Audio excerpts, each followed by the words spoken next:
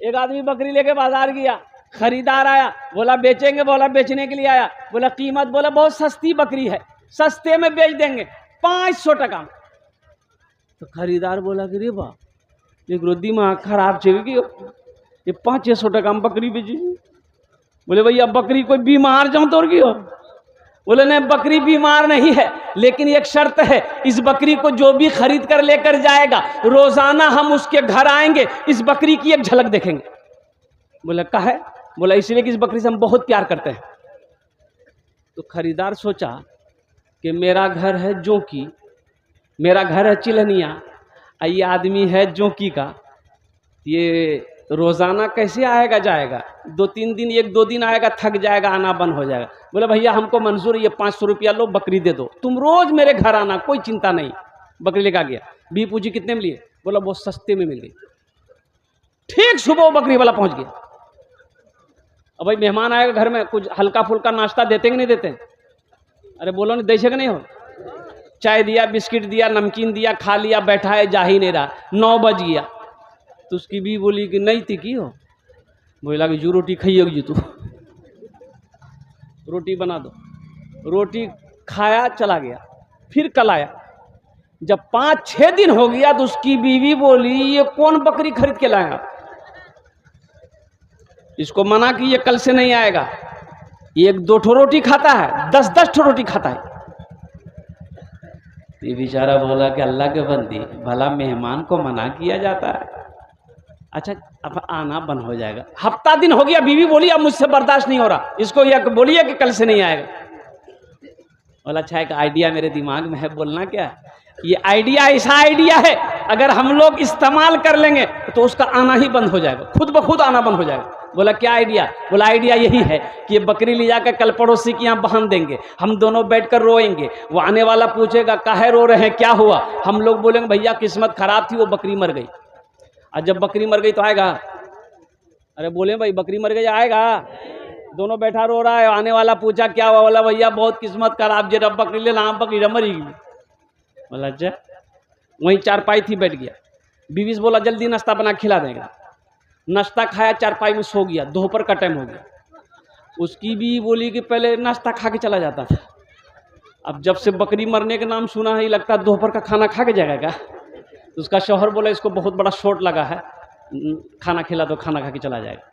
खाना खाया, फिर चारपाई पकड़ लिया, रात हो गई। तो उसकी बीवी बोली पहले एक टाइम खिलाना पड़ता था, अब 3 टाइम खाना खिलाना पड़ रहा, इसको बोलिए घर जाएगा कि नहीं जाएगा? बोले कैसे? बोले मेहमान ना है, सुबह चला जाएगा। सुबह नाश्ता खाया, फिर चारपाई पकड़ लिया, तो बेचारे मजबूर होकर करीब गए। बोले भैया एक बात बोलो। बोला घर ने जो होगी।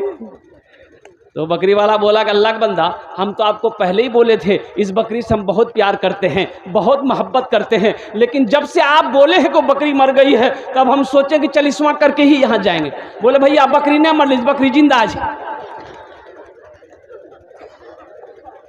बेकार जिंदगी को तू अपनी सवार ले, बेकार जिंदगी को तू अपनी सवार ले, तौबा का दर खुला है खुदा को पुकार ले, तौबा का दर खुला है खुदा को पुकार ले, खुदा को पुकार ले।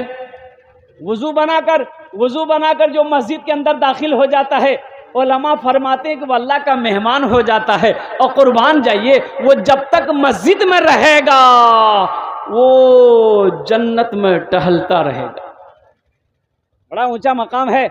लेकिन हमारे बच्चों को, नौजवानों को, बहुत सारा नौजवान ऐसा है जिसको वजू का तरीका मालूम नहीं है, वजू में कितने फ़राइज़ हैं, नमाज में कितने फ़राइज़ हैं, नमाज के कितने शराइत हैं, नमाज में कितने सुनन हैं, नमाज में कितने वाजिबात हैं। हमारे नौजवानों को तो वजू का मसला मालूम नहीं।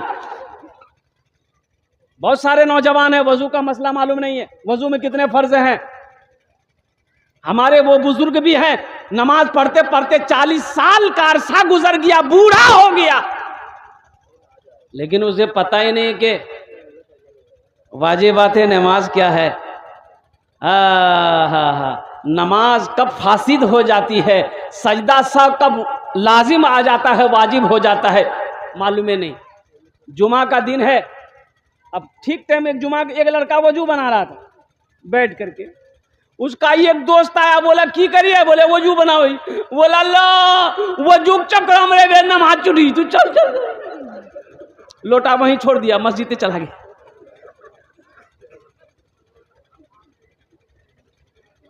भाई अब वो नमाज पढ़ेगा, नमाज होगी? अरे बोलो ना भाई, नमाज पढ़ेगा नमाज होगी? बगैर वजू का जाके जमात में खड़ा हो गया, एक रकात छूट गई, एक रकात मिली, तो सलाम के बाद अपने दोस्त का शुक्रिया अदा किया। ए भैया ठीक है बोल रहे या अल्लाह करम जी वजू भले नहीं बेले ना, अब वजू बने लान तो ये को रकात नमाज नहीं मिल रहा था बड़ा। नमाज हुई?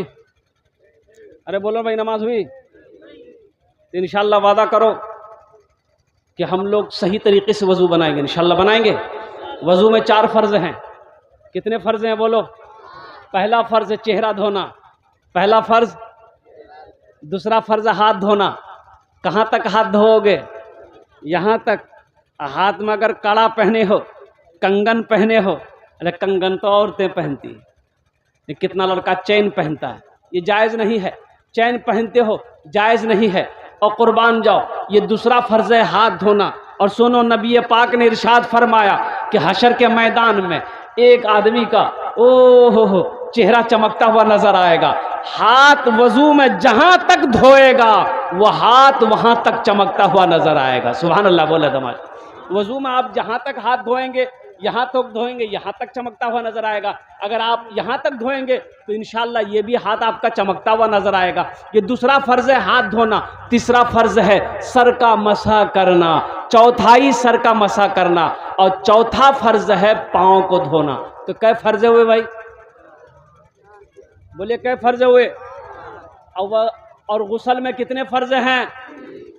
अगर गुस्ल ना हो तो वजू होगा, अगर गुस्ल नहीं हुआ, बदन पाक नहीं हुआ, वजू बनाएंगे वजू होगा, और वजू नहीं हुआ तो नमाज होगी। इसलिए जानना ज़रूरी है। अब उस मसले पर नहीं जाना है। मस्जिद अल्लाह का घर है।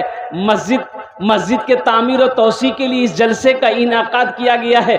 मेरी तकरीर का उन्वान है इन्नमा यामुरू मसाजिद अल्लाह मन आमना बिल्लाहि वल यौमिल आखिर। कुर्बान जाइए, मस्जिद अल्लाह का घर है। इस धरती पर सबसे पहला अल्लाह का घर कहाँ बना? सबसे पहला अल्लाह का घर कहाँ बना है? मक्का। कहाँ बना है बोलिए? मक्का। बोलिए मक्का। उस घर का नाम है बैतुल्ला, खाने काबा। क्या नाम है बोलिए? खाने काबा। मक्का का पहला नाम क्या है? बक्का। मक्का का पहला नाम है बक्का। क्या नाम है बोलिए? भक्का। बोलिए भक्का। इन्ना अव्वला बैतियों उदिया लिन्ना से लल्लज़ी बेबक्कता मुबारका व हुदल लिल आलमीन। और कुर्बान जाइए, हज़रत आदम अलैहिस्सलाम जन्नत से आए, अल्लाह ने हुक्म दिया मेरा आदम मेरा घर बनाओ। और कुर्बान जाइए, हज़रत आदम अलैहिस्सलाम ने खाने काबा की बुनियाद रखी। और ठीक खाने काबा के सामने अर्श पर एक अल्लाह का घर है। उस घर का नाम है बैतुल मामूर। क्या नाम है बोलिए?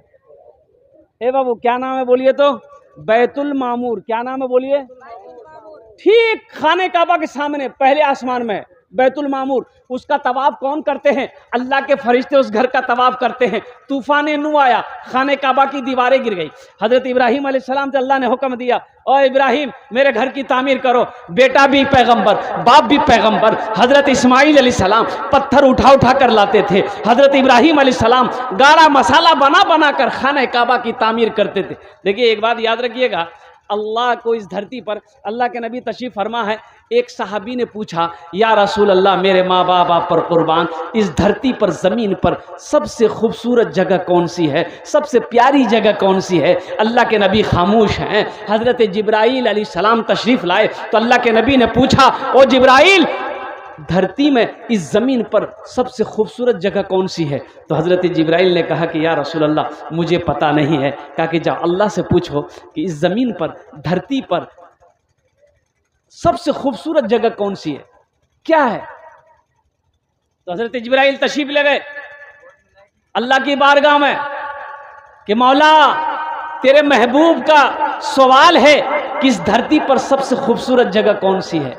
तो अल्लाह ने फरमाया मेरे महबूब जाओ जाओ मैं जिब्राइल जाओ मेरे महबूब से जाकर कह देना कि इस धरती पर सबसे खूबसूरत जगह, सबसे प्यारी जगह मस्जिदें हैं, मस्जिदें हैं, सबसे खूबसूरत जगह मस्जिदें हैं।